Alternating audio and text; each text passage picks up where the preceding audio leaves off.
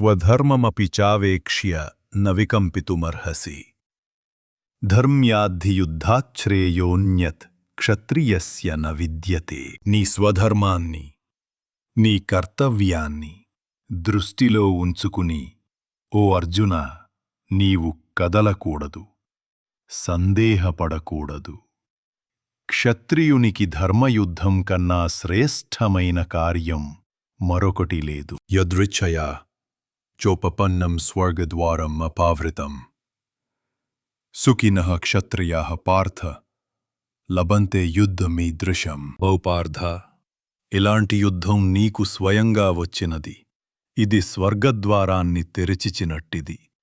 ఇలాంటి ధర్మయుద్ధం పొందిన క్షత్రియులు నిజంగా ధన్యులు, సుఖులు. జనకుడు మరియు ఇతర మహానుభావులు కర్మ చేయడం ద్వారా పరిపూర్ణతను సాధించారు. ఇది కర్మయోగానికి ఉదాహరణ. జనకుడు రాజ్యమధ్యలో ఉండి కూడా జ్ఞానమునందు స్థితుడై ఉండేవాడు. ఓం అగ్నయే స్వాహ,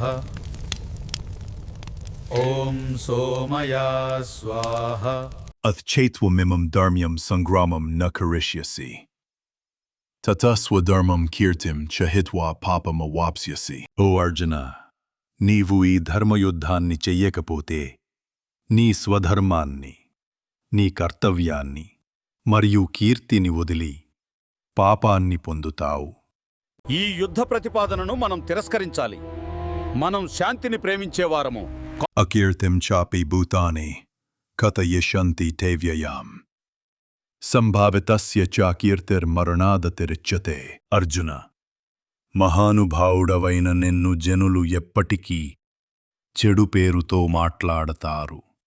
గౌరవనీయుడైన వారికి అపకీర్తి మరణం కంటే కూడా భయంకరమైనది. భయాద్రోణాదుపర్తం మన్స్యంతే త్వాం మహారథాః యేషాం చ త్వం బహుమతో భూత్వా యాస్యసి లాఘవం. మహారథులు, పెద్ద యోధులు, నీవు యుద్ధభూమిని భయంతో విడిచిపోయావని భావిస్తారు.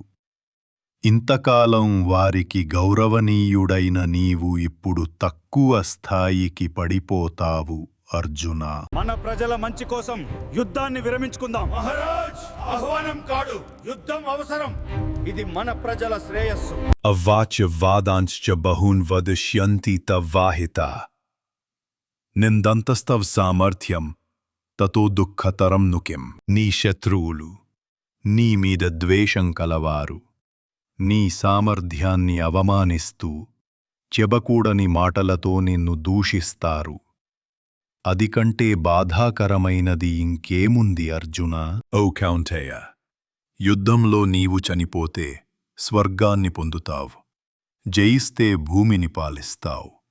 అందువల్ల లేచి నిలబడి యుద్ధం చెయ్యుము దృఢనిశ్చయంతో. సుఖదుఖాలను సమానంగా చూసి, లాభనష్టాలను, జయాపజయాలను సమంగా భావించి, అలా సమబుద్ధితో యుద్ధం చేయు అర్జున.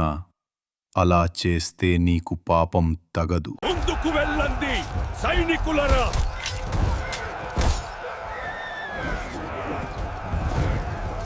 ఏషా తే అభిహితా సాంఖ్యే బుద్ధిర్యోగే త్విమాం శృణు.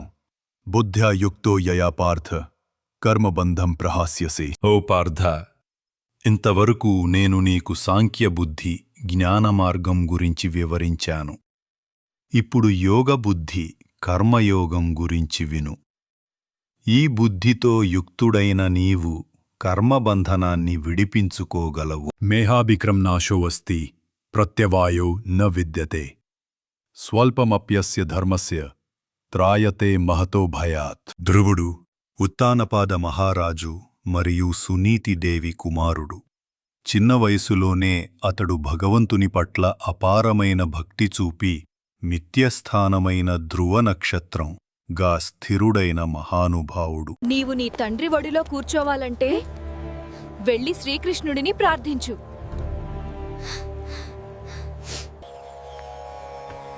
ఓం నమో భగవతే వాసుదేవయ.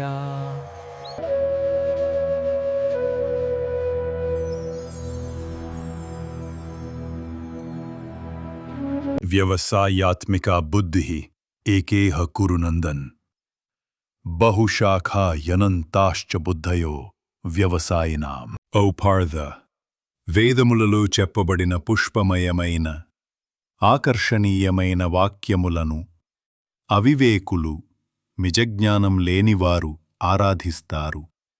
వారు వేదవాదాలలో మునిగిపోయి ఇదే సత్యం, దీని తప్ప మరేదీ లేదు అని అంటారు. కామ్ ఆత్మానః స్వర్గపరా జన్మ కర్మ ఫలప్రదాం క్రియా విశేష్ బహుళాం భోగే శ్వర్యగతిం ప్రతి. ఆసక్తితో నిండినవారు స్వర్గసుఖాలకే పరమ గమ్యమని భావించి జన్మ మరణ చక్రానికి దారితీసే కర్మఫలములను కోరుకుంటారు. వారు వివిధ క్రియలతో యజ్ఞాలు, పూజలు మొదలైనవి భోగాలు, ఐశ్వర్యాలు పొందడమే ధ్యేయంగా చేసుకుంటారు. నహుషుడు యయాతి మహారాజు పూర్వికుడు, చంద్రవంశరాజు. అతను ఒకప్పుడు మహాపుణ్యాత్ముడు, యజ్ఞయాగాధారుడు, దేవతలకు, ఆచార్యులకు గౌరవమిచ్చిన జ్ఞాని. కాని గర్వమతన్ని క్రమంగా పతనానికి నెట్టింది. ఓం అగ్నయే స్వాహ. ఓం శ్రీం శ్రీం క్లీం మహాలక్ష్మీ నరసింహ మంత్రయే నమః. నేనే ఇంద్రుడిని.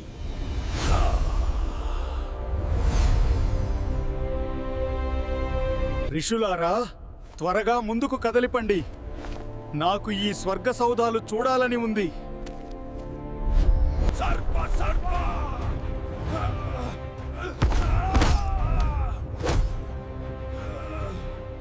నీ అహంకారానికి తగిన శాస్తి అనుభవించు. నువ్వు వెంటనే సర్పంగా మారి భూమి మీద పడిపో. భోగైశ్వర్య ప్రసక్తానాం తయాపహృత చేతసాం వ్యవసాయాత్మికా బుద్ధిః సమాధౌ న విదీయతే. భోగాలకు, ఐశ్వర్యాలకు మమకారంతో బంధింపబడ్డవారి మనస్సు దానిచేత, ఆసక్తి చేత మాయమైపోతుంది. అలాంటి వారి బుద్ధి స్థిరంగా ఉండదు. దైవ సమాధి, ధ్యానంలో స్థితి వారికి సాధ్యం కాదు. త్రైగుణ్య విషయ వేదా నిస్త్రైగుణ్యో భవ అర్జున్. నిర్ద్వంద్వో నిత్య సత్వస్థో నిర్యోగక్షేమాత్మవాన్. వేదాలు త్రిగుణములైన సత్వ, రజస, తమస గుణములకు సంబంధించిన విషయాలను పేర్కొంటాయి. కాని నీవు, అర్జున, ఈ మూడు గుణాలకు అటీటుడవై ద్వంద్వముల నుండి, సుఖదుఖాలు మొదలైనవి విముక్తుడవై, నిత్య సత్యంలో స్థిరుడై, యోగక్షేమాలపై లాభనష్టం, రక్షణ ఆసక్తి లేకుండా ఆత్మనిబద్ధుడై ఉండు. అర్జున, భక్తి అంటే కేవలం పూజించడం కాదు, అది సంపూర్ణ శరణాగతి. యజ్ఞాలు లోక కళ్యాణం కొరకు చెయ్యాలి, అధికారం కొరకు కాదు.